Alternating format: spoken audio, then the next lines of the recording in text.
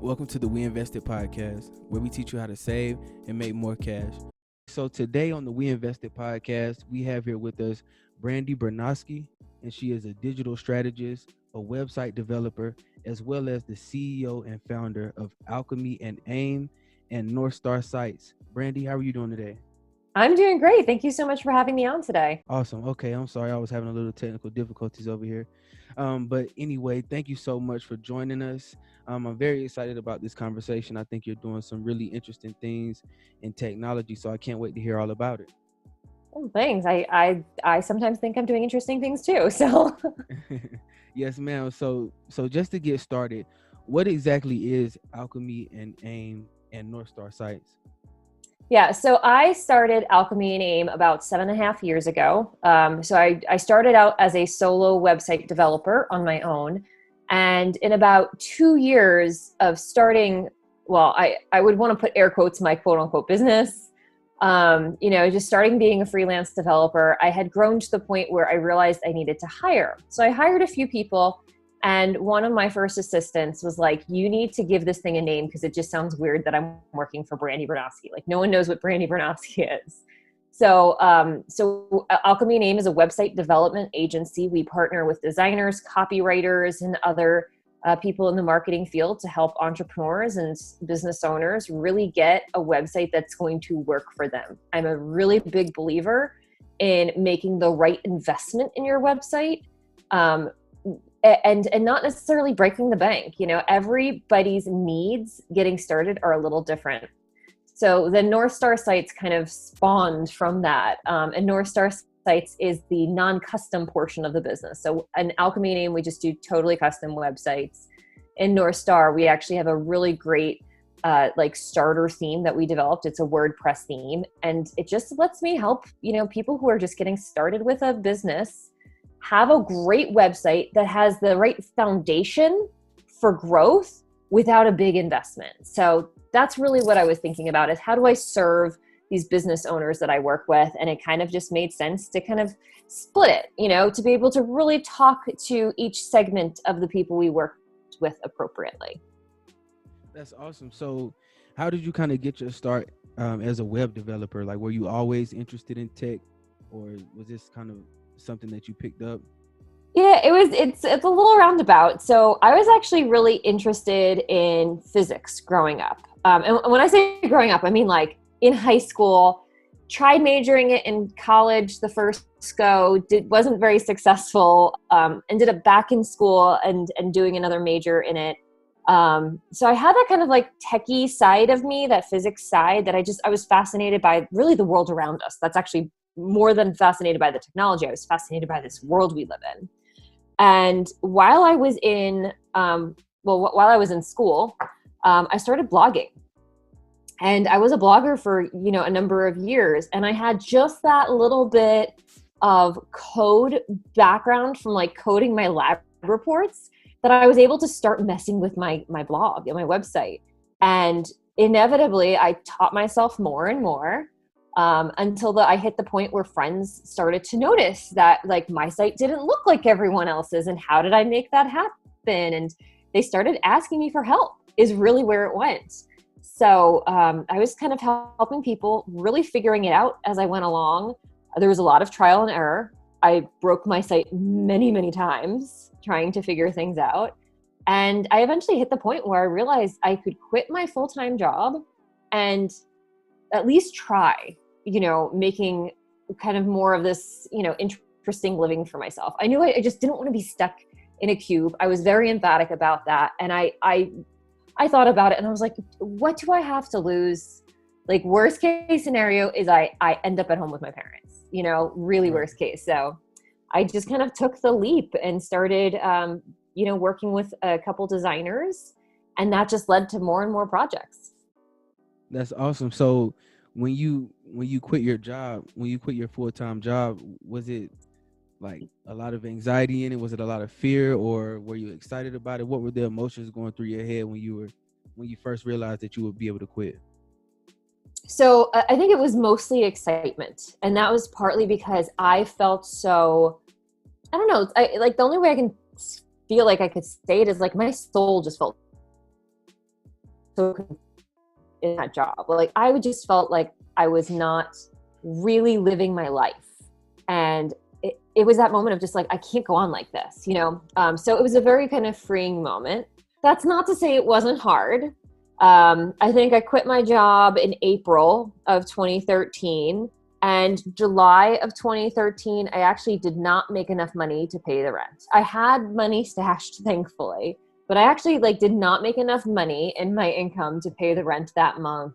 And I realized I had to actually cut back my expenses a little bit. Like I moved to a different town, a smaller apartment, just so that I had that extra bit of flexibility to get me up and going. Because I knew that I was not going to go back to a job, that I really wanted this freelance lifestyle. And I didn't expect it to grow. I really thought I was just going to be a freelancer. I didn't expect it to grow into actually having a team and a company and, you know, 2 companies with a third getting started. Like it's just, it kind of becomes this really fun, addictive thing when you can not only make a living for yourself, but create, you know, job opportunities that are flexible for other people too. Like it's the best. That's awesome.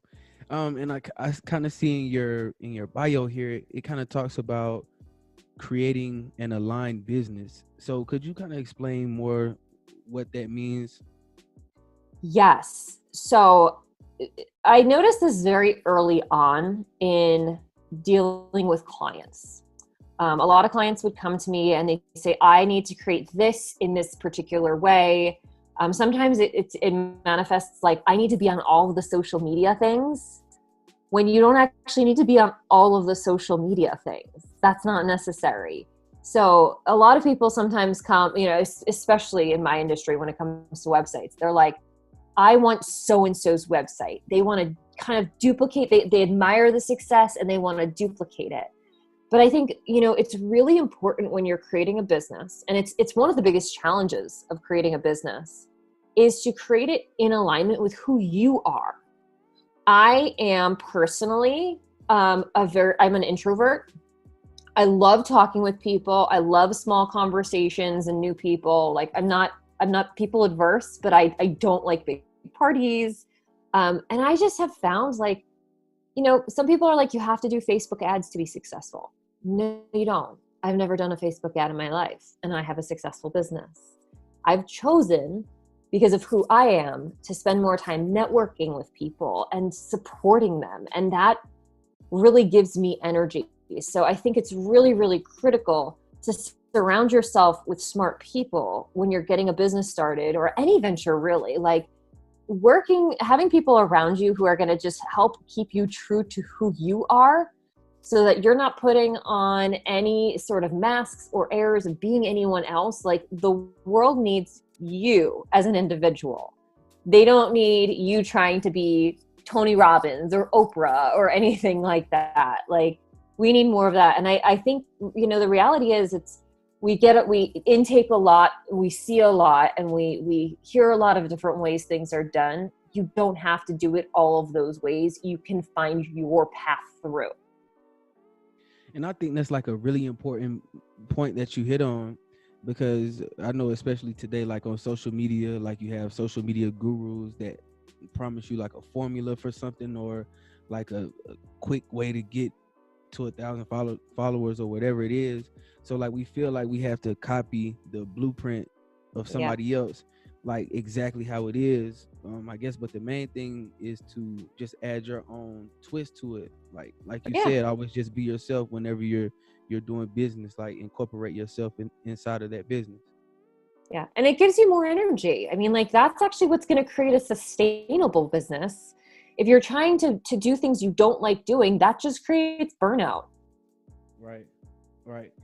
And so when you say, you know, what do you mean when you say building the right website for your business? So I'm a big believer, like when I start to have the website conversation with a new client, I really want to look at 2 things. One is where they are and who they are, but also where they're going.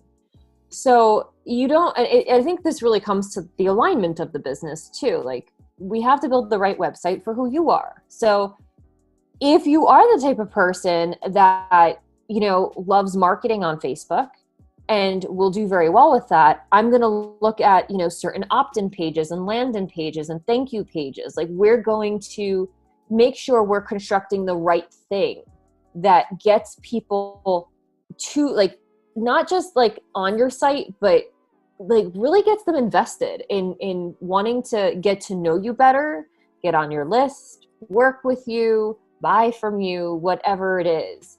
So I don't think there's like, again, just like what we've been talking about, there's no single formula for a website. It's not like you need 5 pages and you're done. You may need 2 pages. You might need 1 page. You might need 15. It's really going to be like really honing in about who, like, what are you offering the world? How can we get people to purchase from you in some way, shape, or form?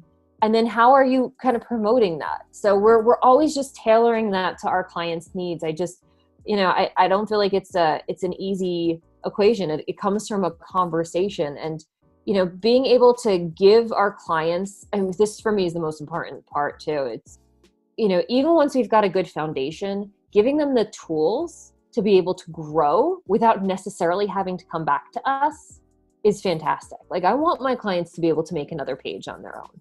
Can they do everything on their own? No, because you're going to have really cool ideas and you may need someone, who's more technically minded to execute them for you. But I really want to give people that foundation and those tools to be successful. So that's really what I think about, like, when it comes to like building the right website. It's knowing where you are, knowing where you're going to go, and just keeping it aligned the whole way.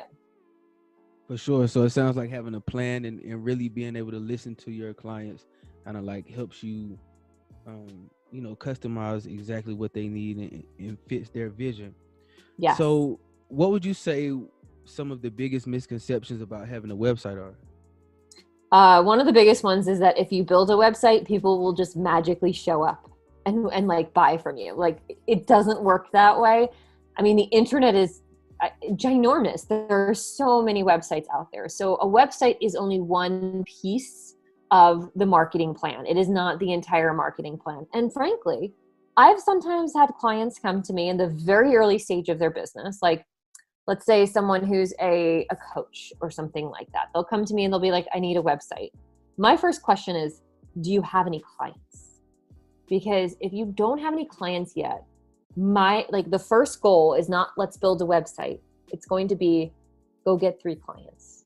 You're going to be able to write better website language, working with a few people first, because you're going to know, like, not just what you think their problems are, but what their actual problems are. So you're going to be able to really speak to them differently. Then we're going to be able to build a website.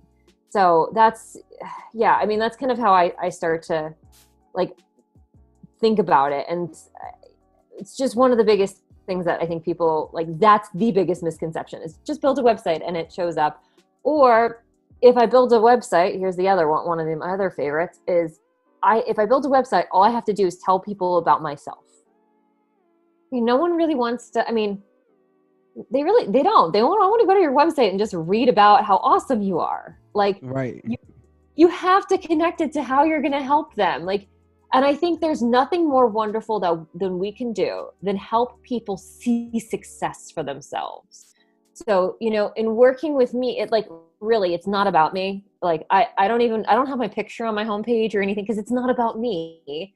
It's about helping my clients transform and become smarter business owners and have a better website that serves them more. Like, I'm helping my clients see that transformation and go through that transformation. So that's really, you want to tell them a little bit about yourself, because you're probably going to have some awesome background and credentials, but it really is about helping people see what's possible for themselves and talking to them, because that's what hooks people. So just 2, those are my 2 biggest ones.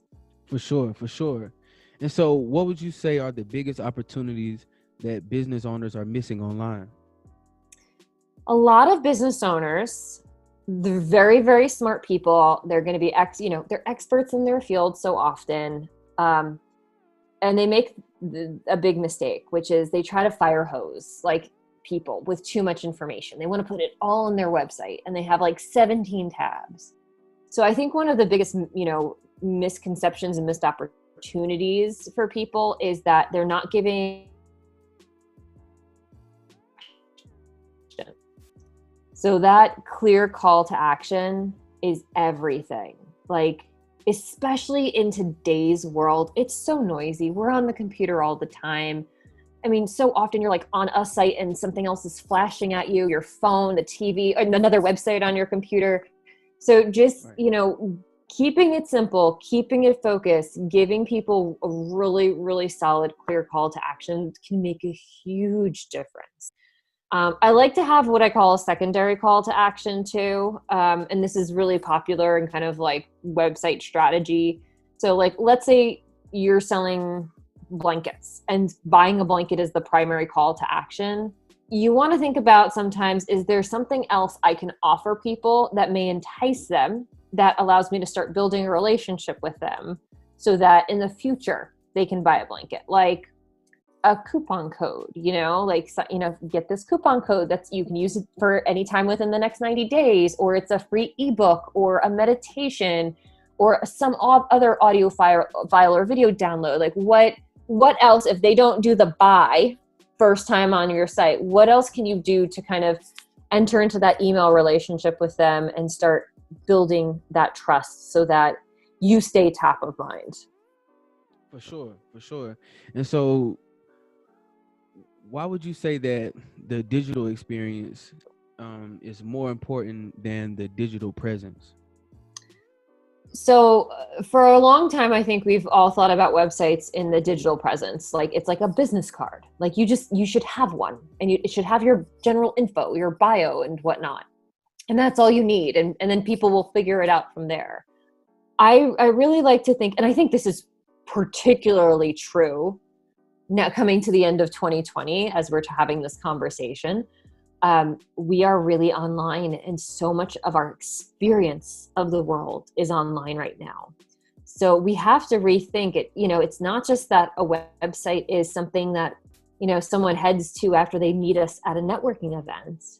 Sometimes it's their very first impression of us. So building a digital experience, not just a presence, not just, some factoids and information, but actually, finding ways to be smart or clever or funny or whoever you are, bringing that into the website.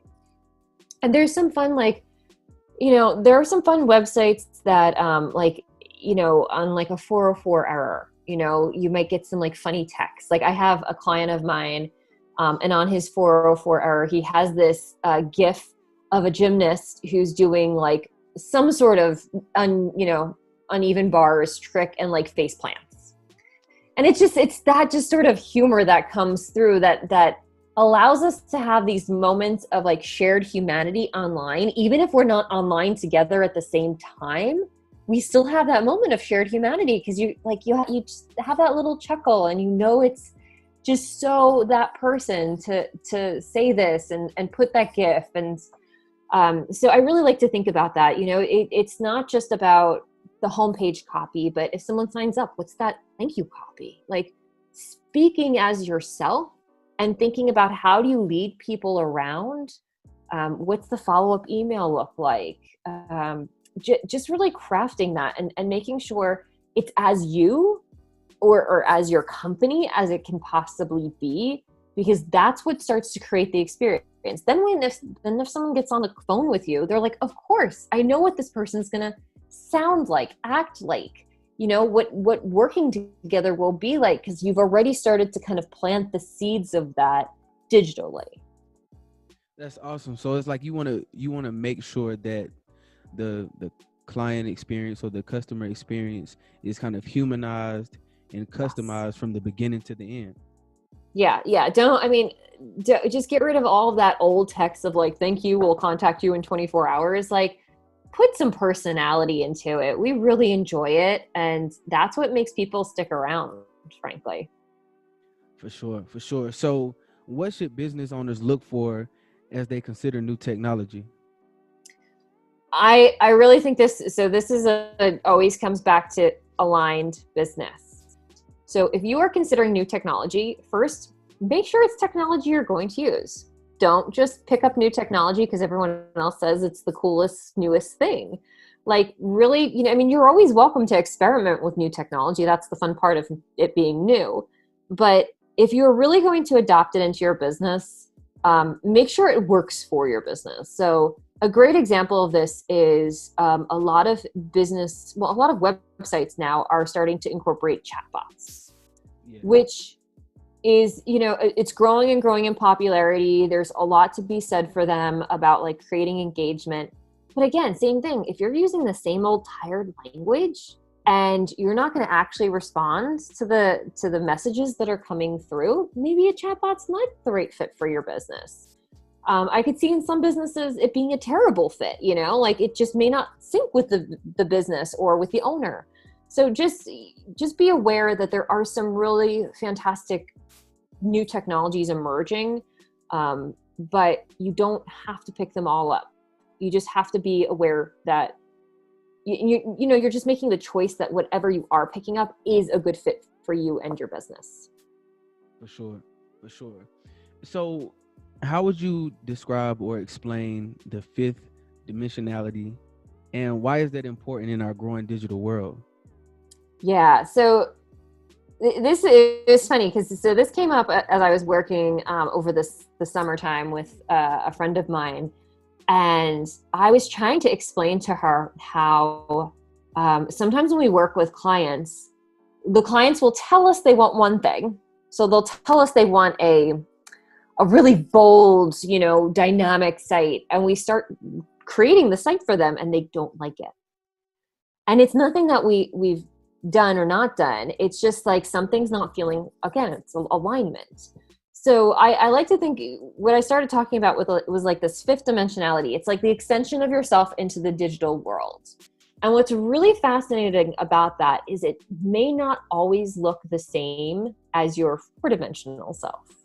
So your four-dimensional self may be a total introvert who loves, watching and binging Netflix shows and, whatever. But then your digital self may be much bolder or funnier. Or like it just may be that other part of yourself that you don't always get to express on a normal basis. And that actually may feel more aligned. So that's kind of what happened is I had one client who, she gave us all of the, she's like, I want this and this and this. And they were all like things that were very her in person. But when we started to look at it on the website, we actually needed it to be like simpler and bolder. Like it was bold in its simplicity sometimes. And that actually was an even better representation of her and an experience of her online than trying to make it too showy. So it's kind of just this thing that starts to emerge, I think, as you're online more and, you can let those other parts of yourself shine through, but also as you're just trying to find the best way to communicate with people online too. There's an aspect of that kind of starts to fit into the puzzle of like this being that's you on, in the digital world, but it's just a little different than your four-dimensional self. For sure. And I was having a conversation about that a few days ago, actually. I think it's kind of cool and it's kind of scary. It's like your phone is like an extension of you. So your phone is like a smaller version of you. So there's like some AI technology out here that can see your phone and like mimic you based off, how you move and react on your phone. So I think that's a really cool and kind of scary concept. Yeah, it is. There's so much data that's collected about you. And it's just a matter of the right program and algorithm taking that data and doing something with it. For sure. So a little earlier in the interview, I think I heard you mention that you have 2 businesses right now and you're working on expanding those. So, how do you stay so productive? I have a bullet journal. So my bullet journal is like really, it's as much an extension of me as my cell phone is. I'd even maybe say it's more of an extension of me. So it's just simple. It's just a moleskin gridded journal, and I keep just running lists of the things I need to do. Naturally, I am not, I'm a very creative person. I'm very organized still, but everything has to work with my system. Like it's got to be about my system. So the bullet journal is one piece that I have found very helpful. The other thing that I do is every Sunday I take some time to reflect and just say like, what did I accomplish this past week? And what are the 3 most important things that I do in this coming week? So it doesn't become these giant lists where there's like no prioritization. Like I know my 3 big tasks for the week, and I really try to orient my time around accomplishing those tasks. For sure. For sure. So how did you know when you had the right business idea? I didn't. I actually didn't. I didn't totally know. I mean, it was kind of, I remember like, you know, being a freelance developer got me out of the cube. I didn't know how long I was going to stick with it. And really about a year and a half, 2 years into it, I did start to burn out. And I considered doing something different entirely. I didn't know what the other thing was supposed to be, but I was like, oh, maybe this isn't the right work for me. And I'm glad I stuck with it, because you know, it's really fascinating when you can change not what you're doing, but how you're doing it, and find the joy in that. And that's really what I did. I will say, like, when you have a business, you're just constantly evolving. So I don't think you ever have like perfect confirmation that it's the right business for you. I think you have to be willing to evolve with the business and also let the business evolve with you. So there have been times where I have been pressured by business coaches to take the business in a certain direction. They're like, of course, this is what you should do. You should do this thing. And when I've checked in with really checked in with myself, it's not what I want to do. So it's kind of a constant, just a constant checking in with yourself. And I think I'm even in that now. Like I've got Alchemy name and North Star sites. We have a friend and I are starting a new company called Interstellar Support. And I know still there will be something even beyond that for me, because everything makes me grow, makes me smarter. I know more about business now, not just from running my own business, but from helping my clients with their businesses, that I'm like, there's just new fun opportunities. So I think you don't have to know it's the perfect idea. I think you can experiment with any idea you have, test it out, see what people think, and really start to explore, you know, like what's going to work. And don't be afraid if it doesn't work. Like there's nothing wrong with a failure. I mean, that's going to give you such valuable information for the future. For sure. For sure. And just kind of going back to where you said you got your start blogging and kind of messing around with your own website and kind of crashing websites and breaking websites. Yeah. I did the same. I did something very similar to that, and I started freaking out and called WordPress and asked them to give me the old site back, the backup site or whatever.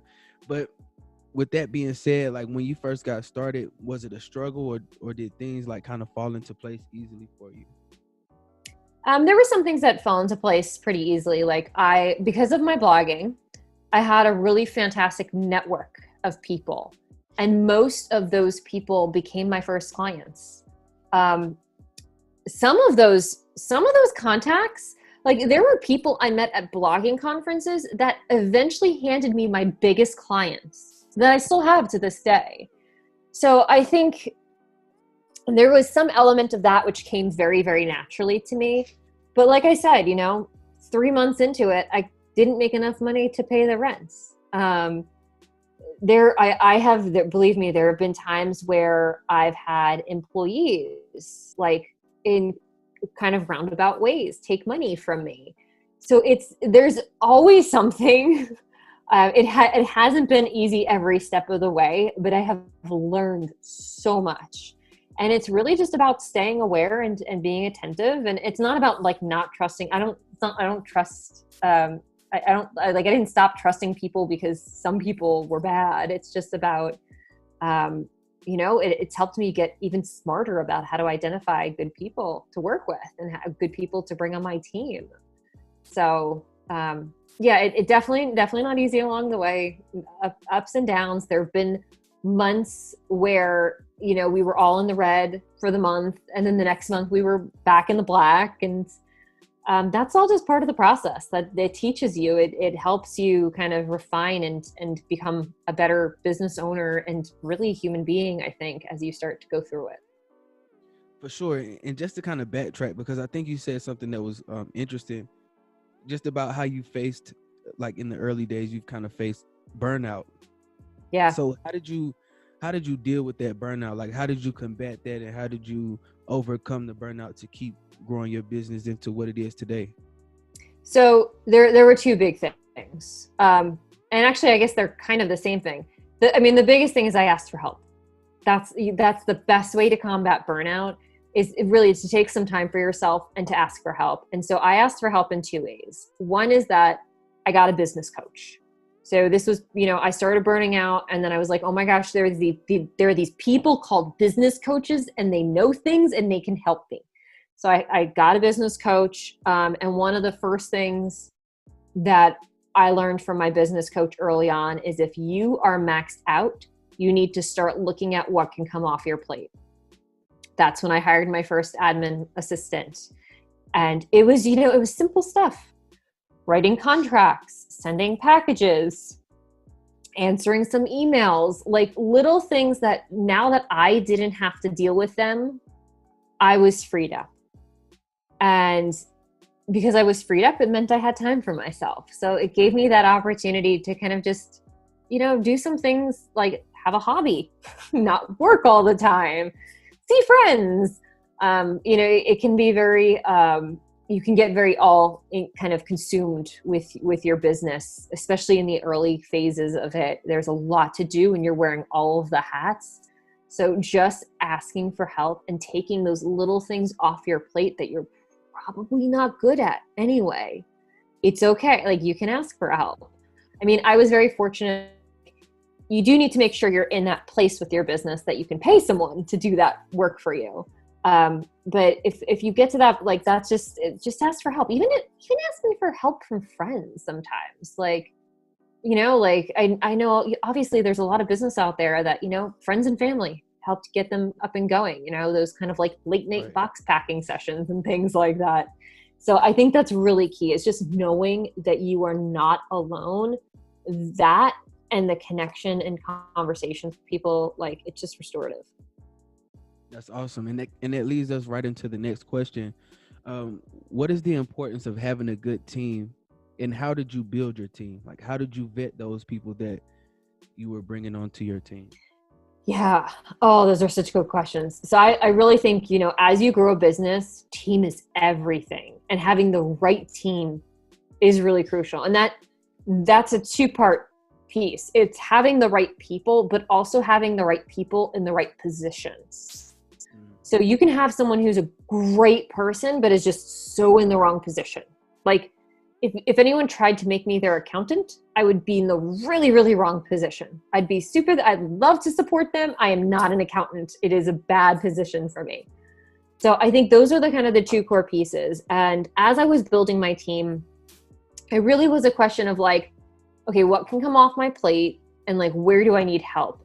And the first two things were, I need an admin assistant to take some stuff off my plate, and I need another developer, because I was getting so many jobs in that I was turning.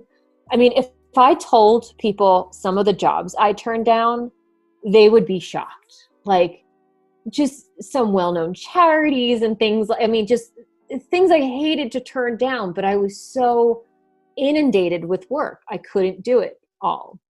So having another developer was key. And it's grown from there, honestly. So it became, you know, like, the admin assistant had more and more hours. Suddenly I really needed someone who was not just an admin assistant, but who was a project manager. So, like, don't be afraid to grow the team slowly in time as you need more and more. And understand that sometimes the people who start with you may not be with you the whole time. And that's not a bad thing. Like, my admin assistant who I originally hired isn't with us anymore, because we had needs for different kind of roles to be filled in time. And that can happen. So that evolution is kind of part of the process. For us right now, I will say I lucked out. I managed a virtual assistant who happens to have a background in HR. I didn't know this about her when I hired her, but as soon as I discovered, so this is like a question of like, she was a right person. When I discovered her HR background, I tapped into that and I got her to actually start helping me with the hiring process. So she actually now does our first interviews for us. So I think, I love growing and developing people, and I love finding things they're interested in and like helping them, like it's a bit like, this is my business. We can do anything we want in it. And I love getting that feedback from my team to say like, well, what do you love? Like there may be a possibility. She thought she would never get an HR job. And here I am kind of like shifting her role to be an HR role. So, so she does first interview. Usually another team member does second interview, because that's what we're like. I want people, and you can, if you're not in the position where you have team members already, having a business coach, a friend who knows you well, someone who's in like a business group with you, just finding someone, that who knows you well to do like an interview with that person is really, really helpful. So you get a fresh perspective. But we have 2 interviews before they have an interview with me. I will tell you, one of the best tools that I still use is in our job description. We ask 4 very specific questions. People who don't answer the questions don't move on to the next phase. And you'd be surprised how many people don't answer the question. And they're not hard questions. Like one of the questions is, what are your 2 superpowers? And I love asking this of developers, because I'm going to give away what fails everyone. Like if a developer tells me their superpowers are PHP or CSS or JavaScript, I know you're lying, because no one's superpowers are PHP, CSS, or JavaScript. It's not. My team members, they've given me answers over the years, like keeping my daughter off of my keyboard, making the perfect cup of coffee, things like that. Like I'm looking for human beings who can work with me. And that's, like I'm poking at those questions that I have, that I use, poke at different things. Like, yes, show me your portfolio, show me your resume, but also let me really show me that you are a human being and that you're going to be fun to work with, because I want to make this a fun environment. That's awesome. Yeah. And I really think that's a great idea too, to kind of just sense the personality of the person that you're looking to work with and hire and bring a part of your team. I think that's a great idea for sure. Yeah, everyone can steal that question. What are your 2 superpowers? And like look for people who answer them in interesting ways. You really want to start talking and engaging with those people. I like that. So now kind of, I guess on the flip side of that, you can say, what are some early business mistakes that you made that you wish you could have avoided? Which I don't even know where to begin. I think one of the hardest things when you're starting out on your business is that you don't want to say no to people, because you don't know if the next project's going to show up. So True. Sometimes you say yes to the wrong people. That has happened many times in the past. And, those projects don't always go perfectly well. I will say those projects rarely make me money. I'm usually losing money in some way, shape, or form on them. And then there's that added aggravation and I've had sleepless nights about projects at times, because the client fit was just not right. And you're lying awake at night and you're in the middle of the project and you're like, I should have said no at the beginning. Right. So I think you really need to know what are your deal breakers, and then you have to hold yourself to them, because the universe will test you. The universe loves to test you. So you really have to say this is a deal breaker. And then the universe will send someone along who will be like, oh, but I'll pay you X amount of dollars. And you'll just be like, oh, I don't know if the next person's going to come along. Maybe I should say yes. And your job is to say no, because you know what your deal breakers are. So that's the big one. I will say I didn't know how to hire at first. Like I really learned how to hire. Like I remember when I hired my first developer, I hired 2 people. And one of them, I gave them each a project.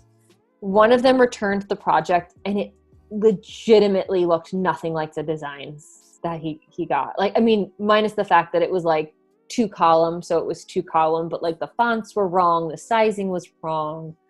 And I had to cancel all of my weekend plans to recode everything on my own. So you can't totally avoid some of that as you're getting started. I think, like there are just going to be some of the obvious mistakes you make along the way, but definitely like, I just feel like getting support and having people around me, having the business coach was fantastic because that was part of a mastermind. So I had other business owners around me who had done it before, and that made the biggest difference. So yeah, I really think like my number one is like bad client choices because I was afraid that the next client wouldn't show up.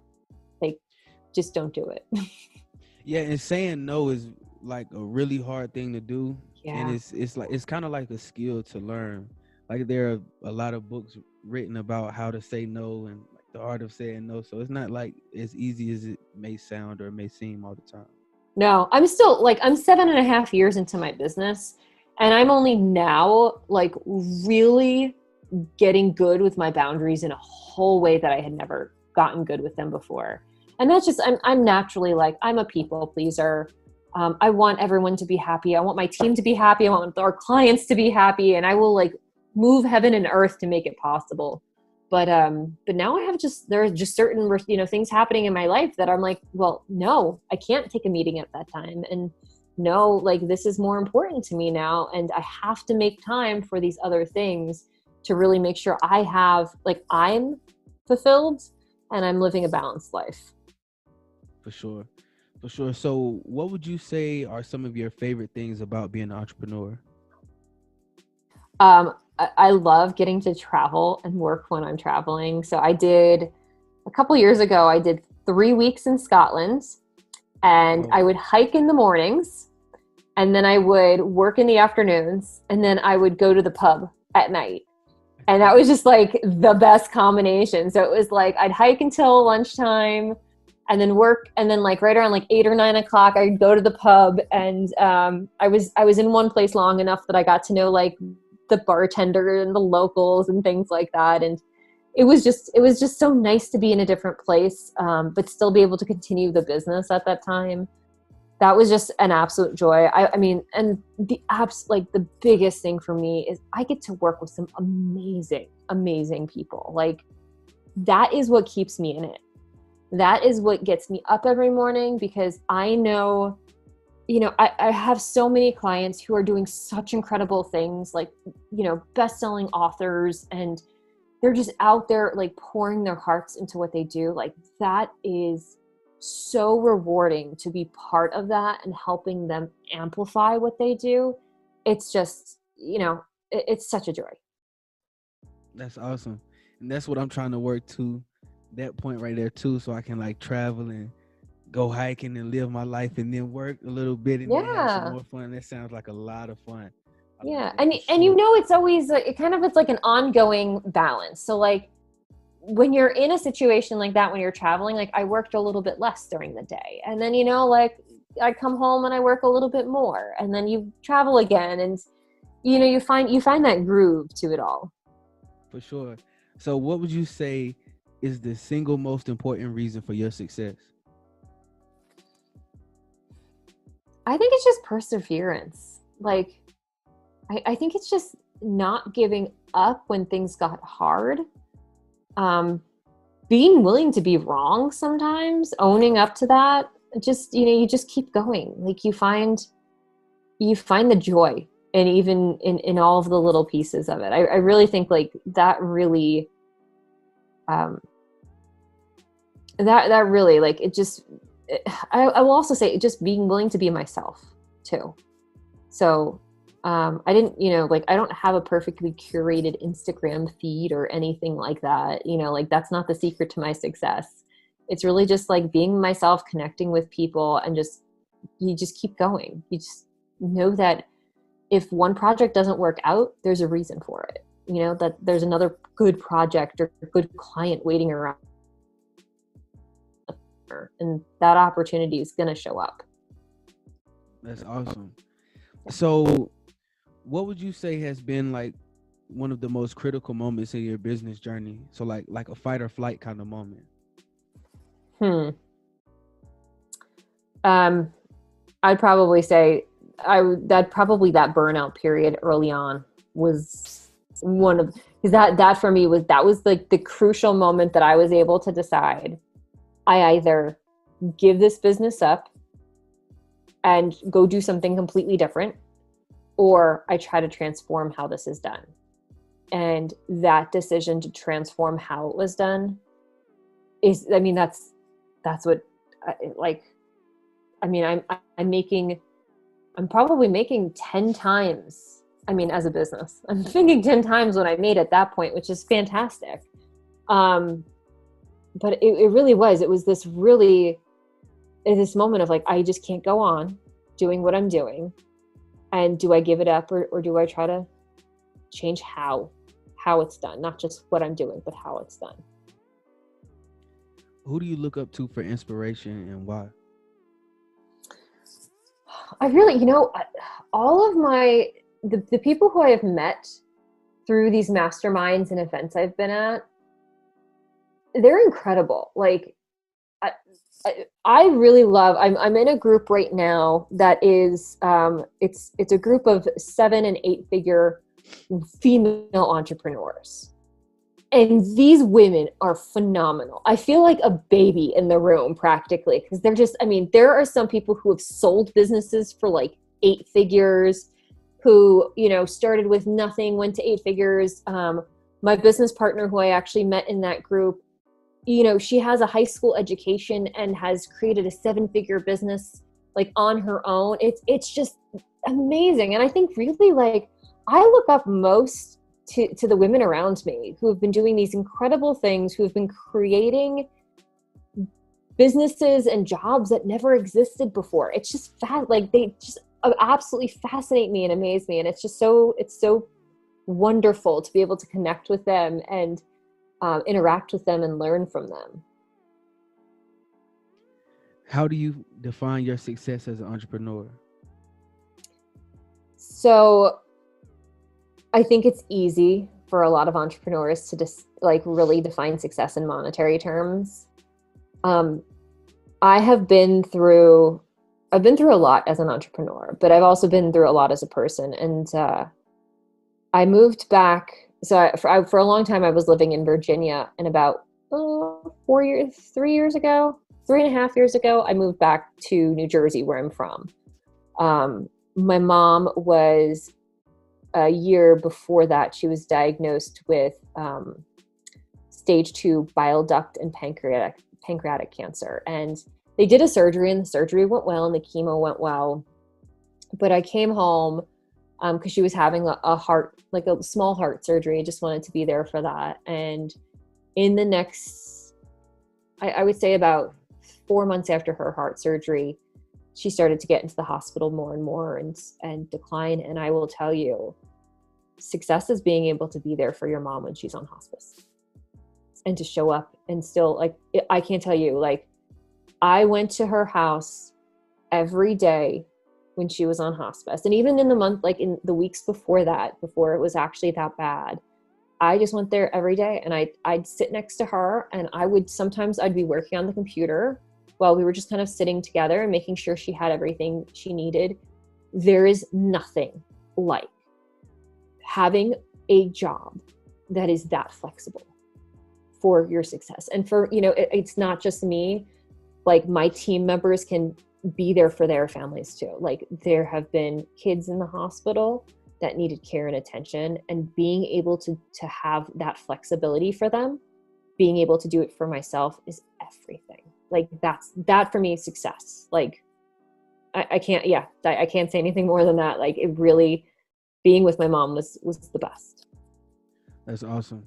And I'm happy that you got to experience that and be with your mom and spend that time with your mom. Yeah. Let me see here. Okay. So how would you like for people to remember you and your company? Or you and your companies? Yeah. I think a lot about legacy, because so often we think about legacy as having to be this like big, grand, like you're the next Jeopardy question sort of thing. I really just want my clients to work with us and derive from working with us, not just the website, but a sense of confidence and move forward with that. And I think like I'm fine being remembered in a quiet way. Like I'm fine being remembered by the people I work with, particularly. Like I don't need to be remembered by the whole world. But if I change their lives in a little way, like that's the best. Like just knowing that you've helped people through something and achieve something that maybe they wouldn't have been able to achieve without you. That's awesome. That's awesome. And so before we get out of here, are there any like future projects or releases or anything that you're working on that you would like to announce? I mean, I would just say check out Interstellar Support. That is coming out. We'll actually be officially launching that in January 2021. I'm really, really excited about what we're creating there, because it's not just about creating an environment where business owners can get support, but where they can actually learn how to make better decisions around technology and choices. So that's going to be the fun thing that's kind of in my near future. We're working on kind of beta for it right now, and it'll be out in January, and I'm excited to share it with the world. That's awesome, and I really like that name too. I love that name. It's a really cool name. Thanks. Yeah, for sure. Yeah, it was the unexpected outcome of 2020. Did not plan to start another business, but it just very unexpectedly took form. That's awesome. That's awesome. So at the end of every episode podcast here, I like to play a rapid fire question game where I ask a few questions at the end and just see how the guest responds. Is that okay? Yeah. For sure. Okay. So question number 1, where's your favorite place to travel? Scotland. Can't help it. Isle of Skye, Carboast, there's a little distillery there, and there's an amazing pub. It's great. For sure. Question number 2, what song explains your life the most? Oh my gosh. I'm tempted to say something I'm listening to now. I don't know if I can actually perfectly answer that one. That one's a hard one for me. I there's too much good music that, yeah. I'm sorry, I don't have an answer to that one. Okay. Question number 3, what's an amazing thing that you did that no one was around to see? I remember coming home from dinner at so there's a town not too far from us, and on the way home on a very, very busy road, we encountered a dog darting in and out of the cars. And so I I can't just drive by, that. So pulled the car over, got the dog in my car, and he was the sweetest. He was like a pit bull, super skinny. And yeah, I just got him to like people who would take care of him. And it just feels good when you get to help someone or, help an animal. For sure. And I usually only ask 3 questions, but because I see you have like a great library behind you, I have to ask you, what is your favorite book? My favorite book that I like to tell people to read is The Alchemist by Paulo Coelho. I feel like that's just easy, simple. It has great little life lessons in it. It's fun. So that's the one. Like if you read a book, that one. I'll give you one more. There's another book called Einstein's Dreams by Alan Lightman, and he is a professor who holds chairs both in the physics department and the English departments at his university. And it's just this beautiful little collection of like imagining if Einstein were thinking about time in all of these different ways. So it's kind of just a fun, simple, easy little read that kind of makes us think about the world we live in differently. That's awesome. Brandi, thank you so much. And before we go, can you please let the people know where they can find you on social media? Yeah, I'm in Instagram is my preferred choice. So you can check us out at Alchemy and AIM. And then I'm also